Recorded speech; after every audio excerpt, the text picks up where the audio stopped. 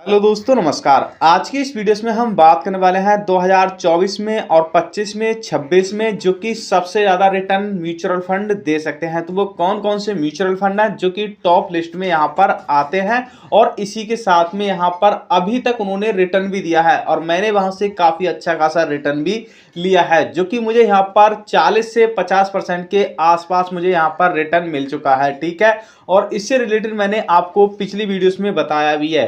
पर आज की इस वीडियोस में हम कुछ नए म्यूचुअल फंड के बारे में बात करेंगे जो कि काफ़ी ज़्यादा अच्छे हैं और इसी के साथ में मैंने उनमें खुद भी पैसा निवेश किया है और वही चीज़ मैं आपको यहाँ पर बताने वाला हूँ कि आखिर ये किस तरीके से रिटर्न देते हैं। तो चलिए जान लेते हैं। जैसे कि मैं यहाँ पर देख पा रहा है, मैं आ गया हूँ अपने लैपटॉप की स्क्रीन पर और ये चीज़ मैं आपको गिरो एप्लीकेशन के थ्रू यहाँ पर समझाने की कोशिश करूँगा। गिरो एप्लीकेशन की वेबसाइट पर यहाँ पर आ चुका हूँ। ठीक है, और मैं यहाँ पर इस गिरो एप्लीकेशन को अपने लैपटॉप में चलाता हूँ और काफ़ी समय से चला भी रहा हूँ। इसी के साथ मैं यहाँ पर इन्वेस्ट भी करता हूँ, जैसे कि आप यहाँ पर देख पा रहे हैं। मैंने यहाँ पर पहले दिन ही इन्वेस्ट किया और इसी के साथ मैंने पहले ही दिन यहाँ पर प्रॉफिट ले लिया।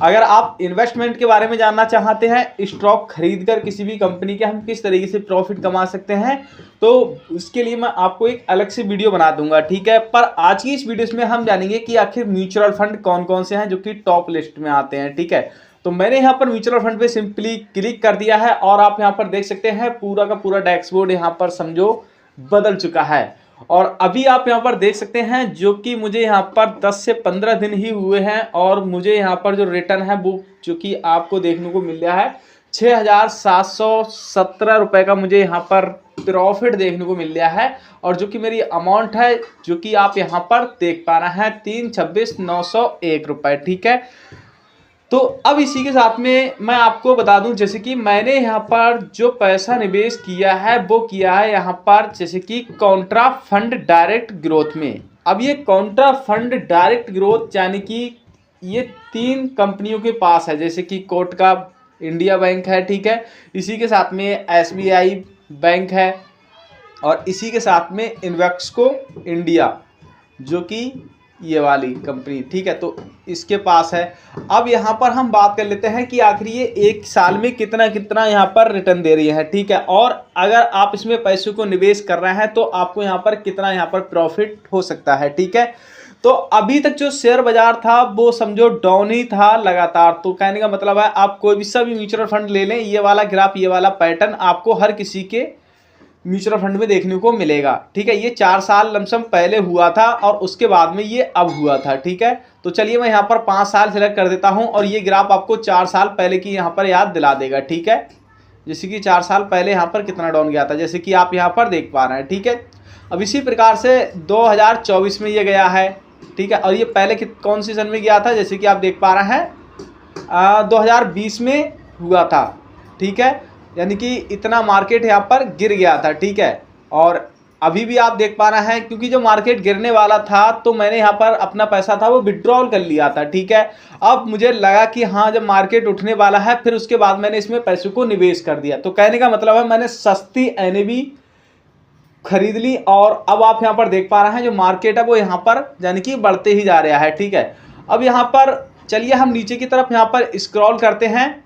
ठीक है, और देखते हैं इसने 1 साल में कितना रिटर्न दिया है और 3 साल में इसने कितना रिटर्न दिया है। हम ये सारी चीज़ें यहाँ पर देखते हैं। ठीक है, जैसे कि आप यहाँ पर देख पा रहे हैं अगर आप इस म्यूचुअल फंड में पैसों को निवेश करते हैं तो आपको 1 साल में इसने पीछे का रिकॉर्ड हम देख रहे हैं। ठीक है, कि इसने पीछे पहले कितना कितना दिया है। ठीक है, तो यहाँ पर पहले की बात कर लेते हैं। अगर आपने 1 साल इसमें पैसे को रखा होता यानी कि 2023 में या फिर 24 में, ठीक है, तो ये लमसम उसी का ही यहाँ पर दिखा रहा है। ठीक है, जैसे कि मान लेते हैं अगर आज की ही डेट में आपने 2023 में इसमें 1 लाख रुपए इसमें पैसे निवेश किए होते इस म्यूचुअल फंड में तो उन पैसों की यहाँ पर वैल्यू होती 1 लाख यहाँ पर 41,000 करीब 600 के आसपास। ठीक है, इसी के साथ में यहाँ पर 3 साल में इसने 24% दिया है, 5 साल में इसने 25% दिया है और भाई अब लगा के यहाँ पर भूल जाओ तो कहने का मतलब है आपको 20% से तो कभी यहाँ पर कम मिलेगा ही नहीं। ठीक है,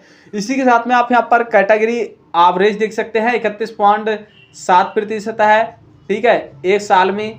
इसी के साथ में आप यहाँ पर रैंक देख सकते हैं कैटेगरी, ठीक है। तो यहाँ पर जैसे कि 1, 11, 6 और यहाँ पर NA, ठीक है। तो कहने का मतलब है आप इस म्यूचुअल फंड में भी पैसे को निवेश कर सकते हैं। इसी के साथ में यहाँ पर एक्सपेंसिव जो रेट है जो कि आप यहाँ पर देख पा रहे हैं 0.52% है। अब ये क्या होता है एक्सपेंसिव रेट, ठीक है। सबसे पहले हम ये समझ लेते हैं एक्सपेंसिव रेट वो होता है जैसे कि हम इस कंपनी को यहाँ पर अपना पैसा निवेश कर रहे हैं, इस कंपनी में अपना पैसा यहाँ पर निवेश कर रहे हैं, ठीक है। अब ये कंपनी आपके पैसे को लेकर यहाँ पर अलग अलग जगह लगाएगी और वो आपको यहाँ पर प्रॉफिट करके देगी, तो भाई उसे भी कुछ चाहिए कि नहीं चाहिए, ठीक है। तो इसे आप एक सिक्योरिटी चार्ज बोल सकते हैं, ठीक है।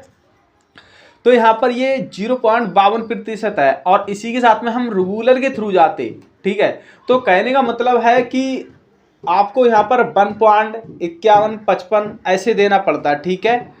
तो कहने का मतलब हमें ज़्यादा देना पड़ता।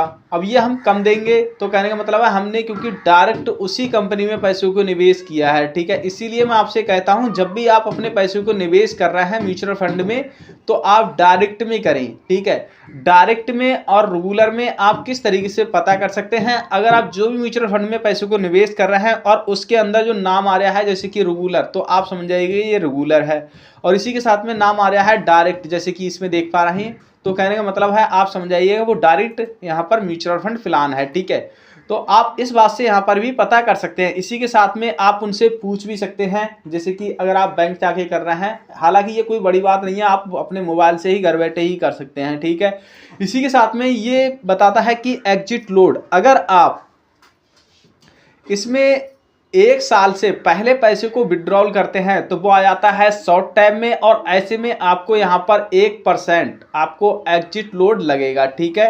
यानी कि आपको यहाँ पर जो आपको 1% यानी कि आपको टैक्स लग जाएगा अगर आप 1 साल से पहले पैसे को विड्रॉल करते हैं तब, ठीक है। इसी के साथ में आपको मैं ये भी बता दूं जैसे कि यहाँ पर टैक्स को लेकर, ठीक है। यहाँ पर इन्होंने कहा है अगर आप 1 साल से पहले पैसे को विड्रॉल करते हैं तो आपको यहाँ पर 20% टैक्स देना पड़ेगा, ठीक है। ये बात आपको कोई भी नहीं बताएगा जल्दी, ठीक है, क्योंकि 20% ये और 1% आपको एग्जिट लोड, आपको टोटल यहाँ पर 21% टैक्स पे करना पड़ जाएगा। तो ऐसे में आप यहाँ पर लॉ यानी कि नुकसान उठा सकते हैं, ठीक है। तो जब भी आप अपने पैसे को निवेश कर रहे हैं तो आप 1 साल से कम के लिए मत कीजिएगा, ठीक है। क्योंकि अगर आप जैसे कि आप यहाँ पर देख पा रहे हैं 1 साल से ऊपर या फिर 1 साल के लिए आप इसमें अपना पैसा निवेश करते हैं तो वो आ जाता है लॉन्ग टाइम में, लॉन्ग कैपिटल गेन टैक्स पे करना पड़ेगा। अब इसमें क्या होगा कि जो भी आपने यहाँ पर प्रिंसिपल अमाउंट यानी कि जो अमाउंट आपने इसमें जमा की होगी उस वो तो आपकी अमाउंट अलग निकाल दी जाएगी। उसके बाद में जो भी जितना भी प्रॉफिट हुआ होगा उस पर आपको 1,25,000 की यहाँ पर ये छूट बता रहा है, ठीक है। 1,25,000 वो निकाल दिया जाएगा। इसी के साथ में बाकी का जो बचेगा पैसा आपका जितना भी प्रॉफिट हुआ हो तो उस पर आपको 12.5% टैक्स पे करना पड़ेगा। जो म्यूचुअल फंड है इसे कौन मैनेज कर रहा है, तो यहाँ पर जो मैनेज कर रहे हैं उनके यहाँ पर नाम देखने को मिल जाते हैं। इसी के साथ में उनकी डिटेल आप यहाँ पर चेक कर सकते हैं।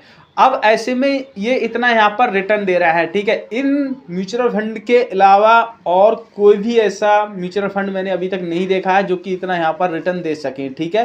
क्योंकि कॉन्ट्रा की जो है सबसे ज़्यादा यहाँ पर रिटर्न देते हैं।